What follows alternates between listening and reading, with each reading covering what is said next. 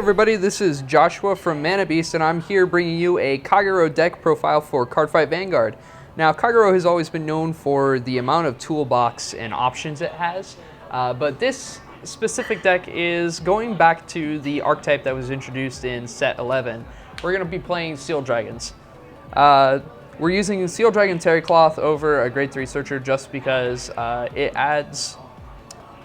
lets you clear opponents' items off of the board really early on in the game. To open up, we're going to take a look at the Grade 3s because while a lot of people will start with the strides that overarch the deck, everything is more dependent on the Grade 3s and the ability to play outside of G-Break as well with Limit Break. Regardless of whether your opponent wants to lock you out of the game or if you're just going to try and rush them out. So we're going to start off with 4 Break Rides. The Seal Dragon Break Ride Weatherclaw. When your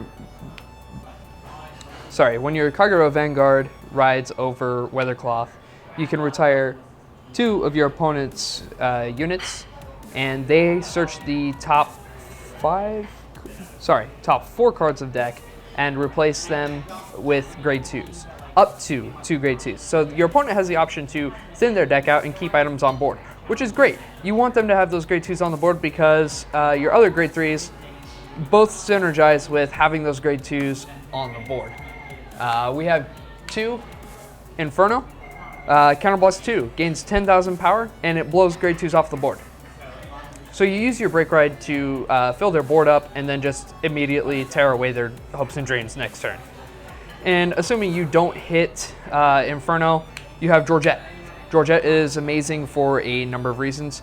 Each Grade 2 on your opponent's board, this unit gets +5. So there's 3 Grade 2s, gets 15. If there are more than 2 Grade 2s on the board, it gets +1 critical. And in case you're fighting against the occasional Link Joker player, you have the ability to Counterblast 1, unlock one of your cards. So your board you don't care so much about your board as tearing apart your opponents consistently. So those are the Grade 3s. Now we're going to take a look at the strides. The bread and butter of the deck is Seal Dragon Crossorigin, and we run 4 of it. Crossorigin's ability says you flip a G unit, which, keyword, a G unit.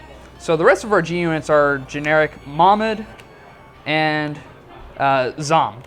Zom says that when you retire something, you can Counterblast 1, retire another something, which synergizes with the Seal Dragon's Grade 2 cards. But Crossorigin? Crossorigin, you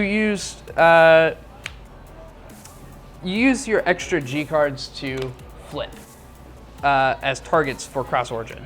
So Crossorigin says, Counterblast 1, when you have a Seal Dragon Heart, you may choose up to as many face-up Crossorigins in your G-Zone as your opponent has units.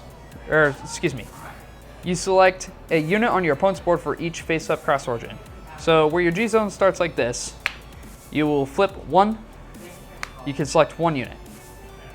You can select 2 units. You can now select 3 units. For each of these that are face-up, your opponent has to replace the units retired. They retire 1 for each face-up Crossorigin. So your opponent has to replace those units versus the option to, leave them in the deck, which is really strong against many decks in the meta, where your Grade 2s are much more important, much more critical to your win condition.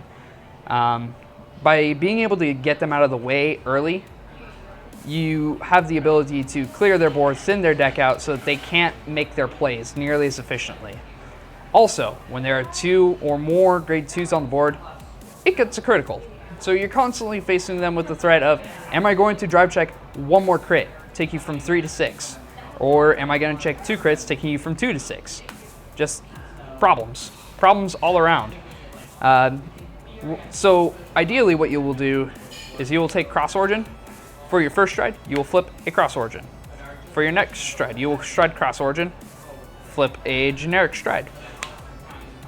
The reason you do this is so that you can get the most value out of the fact that you are playing for Crossorigin.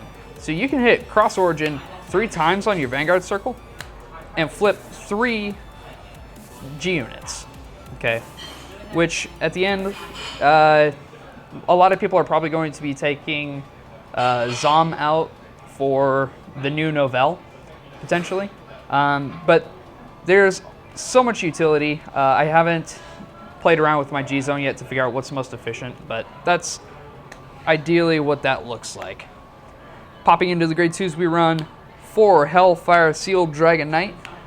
His ability is Counterblast 1, Soul Blast 1 during the main phase, and your opponent cannot intercept for the turn. But wait, there's more! He also gets plus 2,000 power for each grade 2 on your opponent's board. Solid card, can be played before Limit Break, is not G-Break dependent.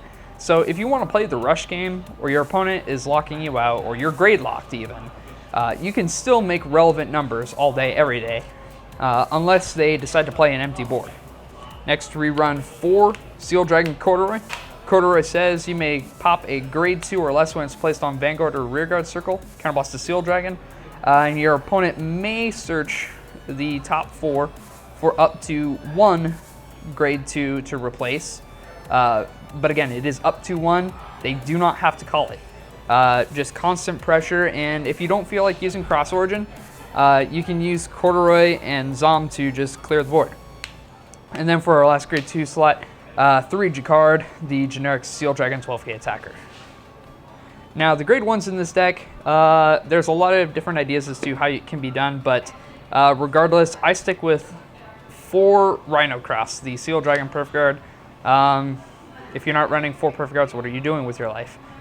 We have strides. They hit over 35k consistently, so you best have your Perfect Guards. We are specifically using Rhino Cross because I don't have Protect Orbs, but what Rhino Cross also allows you to do is it protects your rearguards from things like Laurel, the Cross. Anytime that your opponent wants to hit a rearguard for an ability. So I don't think I will be switching to Protect Orb, even if, because you'll see in a moment here, I have ways to unflip.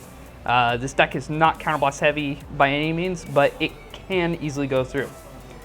Since we are playing break rides and a lot of limit break abilities, we are running 3 Seal Dragon Sprite Mulciber. She makes your limit break active at 3 or less damage. The reason we're not playing anymore is because we are playing 4 10k attackers. Just constantly being able to make the relevant numbers early. Some people play the card that causes your opponent to not intercept, but it's unnecessary in this deck because you have the Seal Dragon Knight. And for our last grade 1, we're running 3 Lava Flow because we need to stride. The trigger lineup of this deck is 8 crit, 4 draw, but specifically we are running 1, 2, 3, 4 of the Seal Dragon. I'm not even gonna try. Seal Dragon Draco Kid. For each grade 2 that is on your opponent's board, you unflip a damage.